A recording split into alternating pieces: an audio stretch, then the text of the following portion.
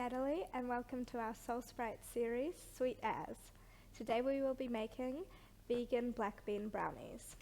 I know it sounds a little bit strange putting black beans in brownies, but trust me, it works. I've made it lots of times for my family and friends, and I never tell them it has black beans in it until right after they've eaten it, and they're so shocked every time. And then they pretend they don't like it, but they love it, and so many people I don't even tell, and they don't even realize it's different.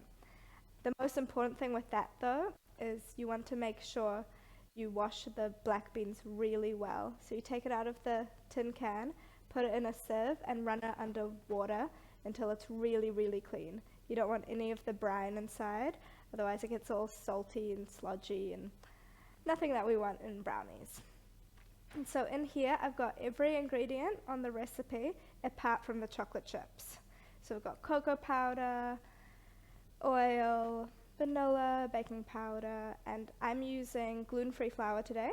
But you can also use oats, which are quite nice if you don't have to make it gluten-free, or you can use any sort of flour you want, like wholemeal or even normal.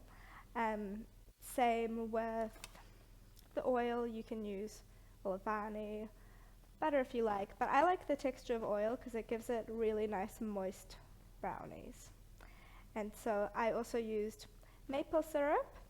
If you use a really good quality maple syrup, there's not going to be any refined sugar in there, which is what we want. And you can also use honey, but then it would no longer be vegan. But whatever you like, you can play around with it and see what works. So we put it all in a food processor to make it really, really smooth because we don't want to have any pieces of black bean in the end product. So I'm going to turn that on now and blend it till really smooth.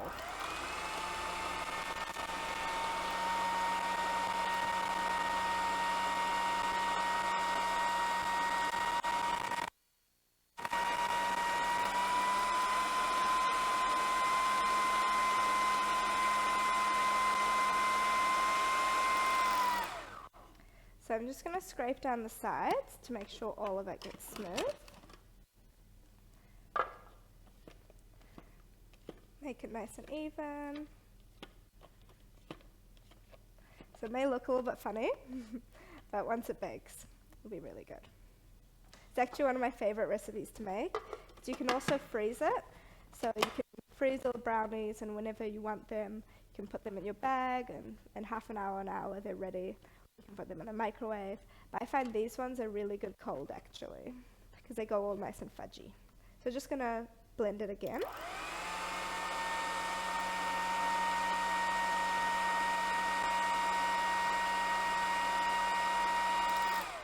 Okay, that should be nice and smooth. But yeah, a test you can do is you can put it between your fingers. If it feels like there's not many lumps, then it's usually good to go. But I might just blend it for a teeny bit longer. I want it as smooth as I can get it.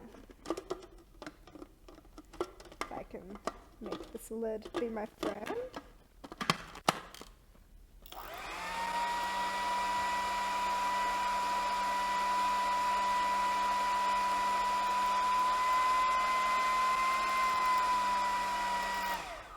Okay, perfect.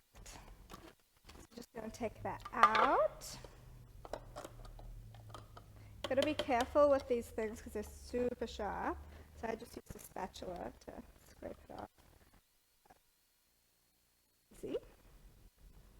So yeah, this is not something you want to lick afterwards. Right. So I'm just going to put that there. Take this off. Then you can put it in your greased brownie tin. Just put Brownie in this one. But you can use oil or whatever you have on hand, or even baking paper or tin foil is really good just to make sure they come out super easily, because sometimes they can stick.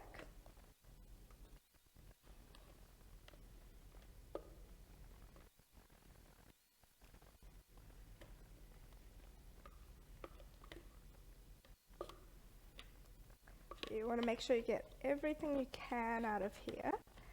You can also make a double batch so that they're a bit thicker, and then you can get that more fudgy sort of texture. But I find this one is good for just smash out in a day or two.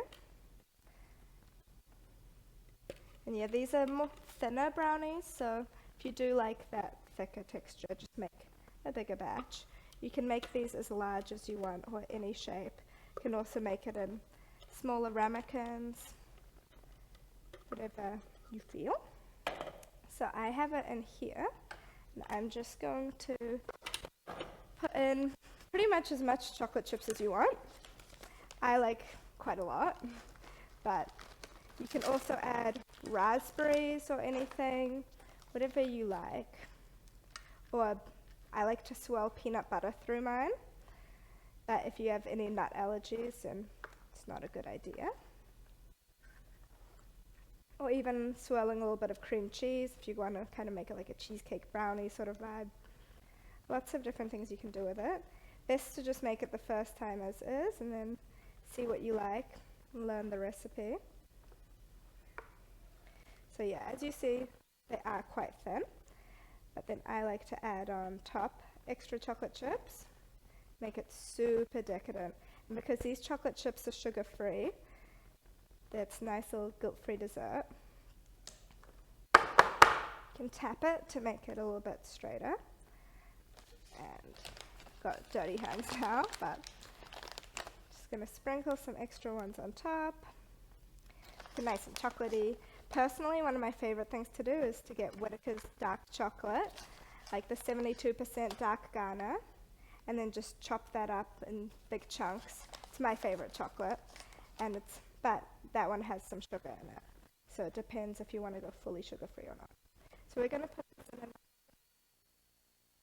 the oven and let it cook for about 15 minutes until a skewer can come out clean. But it's always better to slightly undercook it because as it cools, it will continue to cook. If you put it in the fridge, then it will start to set and you can get nice fudgy, dry ones. So we're going to put those in the oven now.